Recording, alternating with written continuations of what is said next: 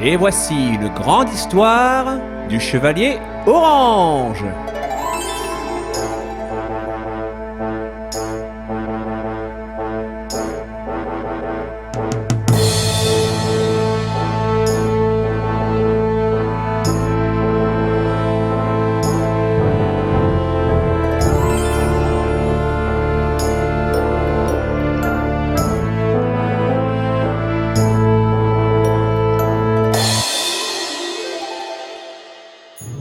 La 1000e sorcière.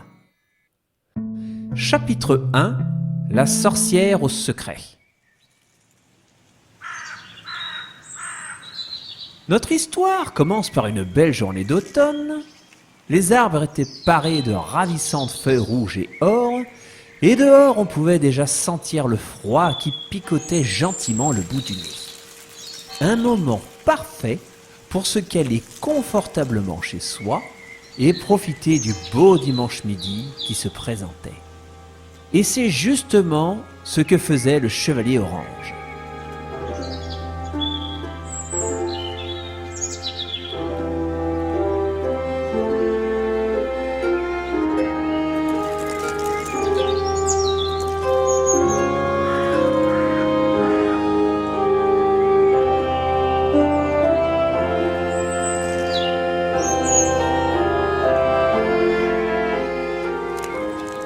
Installé dans la salle à manger de son château orange, il s'apprêtait à dévorer un poulet tout juste rôti.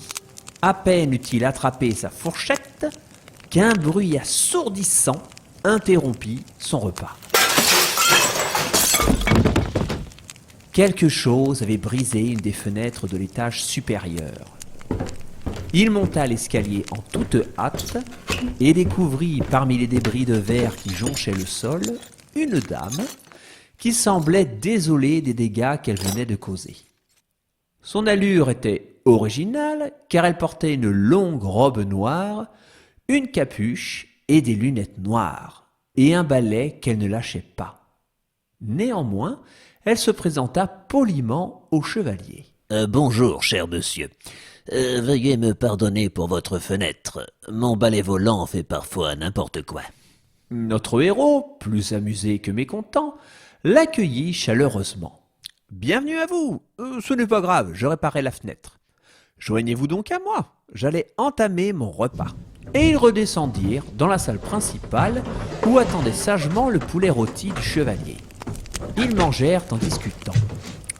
« Dites-moi, vous ne seriez pas une sorcière, par hasard ?» C'est exact, mon jeune ami. Vous avez devant vous la plus jeune des 1000 sorcières de ce royaume. Je me nomme Myrma, la 1000e sorcière. Il faut savoir que les personnes pratiquant la sorcellerie étaient numérotées en fonction de leur âge. De même, elles avaient toutes une spécialité bien à elles. On m'appelle aussi la sorcière au secret. Lorsqu'un secret est compliqué à garder, il suffit de le noter sur un papier, de l'enfermer dans un coffret, puis de me le confier. Je le range précieusement en sécurité dans ma grande salle souterraine au mystère, au fond de mon jardin secret. Vous pourrez être sûr que votre confidence sera bien gardée. Oh, mais si on souhaite partager ce secret avec quelqu'un, peut-on le récupérer ? La sorcière sembla s'attrister. Eh bien, normalement oui, mais pas en ce moment, hélas. Voyez-vous, pour être sûr que personne ne tente d'entrer pour voler les coffres, j'ai demandé à la 192e sorcière, qui est la sorcière des pièges, de placer bon nombre de sortilèges et maléfices dans le jardin qui garde l'entrée de la salle. Pour y accéder, j'ai donc besoin de mon amie sorcière. Malheureusement, elle est en vacances. Et cela tombe mal, car un ménestrel m'a demandé de lui rendre un enchantement secret qu'il m'avait confié il y a quelque temps. J'aurais bien besoin d'un chevalier pour m'aider à résoudre mon problème, et on m'a vanté vos qualités de héros. Notre héros se leva et brandit sa fourchette. « Voici une aventure pour le chevalier orange ! Je vais vous accompagner et nous trouverons un moyen de rendre à ce pauvre ménestrel sa précieuse formule d'enchantement. » La sorcière parut ravie, et sitôt le repas terminé, nos deux nouveaux amis se mirent en route pour la salle au secret.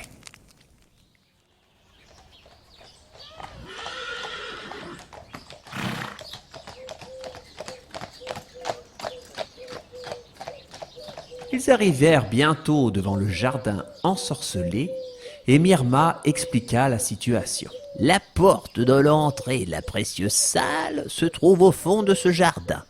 Impossible de la traverser sans désamorcer les pièges installés par la 192e sorcière. Le chevalier décida de tenter sa chance, malgré les avertissements de la petite dame. « Oh, bah c'est juste un petit bout de jardinet à traverser. Ne vous inquiétez pas, je m'en occupe. » Et il passa l'arche de pierre qui accueillait les visiteurs en suivant le petit chemin de gravier entre les fleurs parfumées et les arbres aux couleurs automnales. Rapidement, on ne le vit plus, caché par la dense végétation du petit parc qui était, on peut le dire, tout à fait coquet. On ne le voyait plus, mais on ne tarda pas à entendre la série de pièges qui se déclenchaient à son passage. Des bruits monstrueux se mêlaient à la voix du chevalier qui tentait tant bien que mal de traverser le jardin.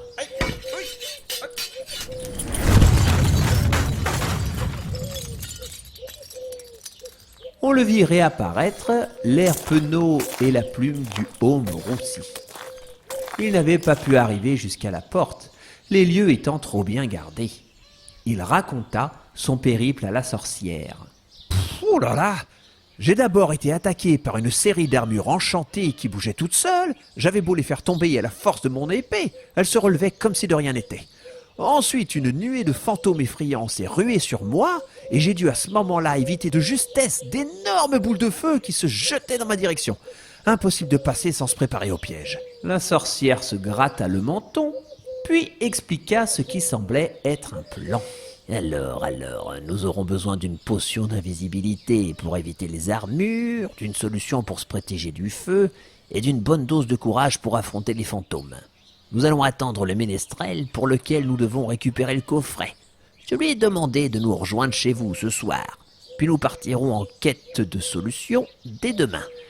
Quelques heures plus tard, en effet, on vit poindre à l'horizon la silhouette longiligne d'un joueur de lutte.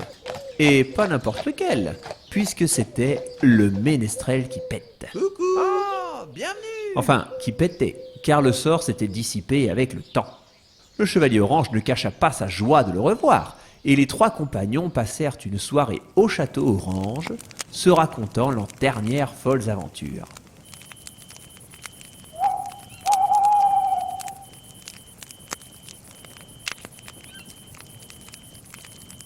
Le lendemain, le petit groupe s'étant bien préparé, nos amis prirent la route. L'appel de l'aventure avait motivé tout le monde et il tardait aux montures comme aux cavaliers de rencontrer un peu d'action.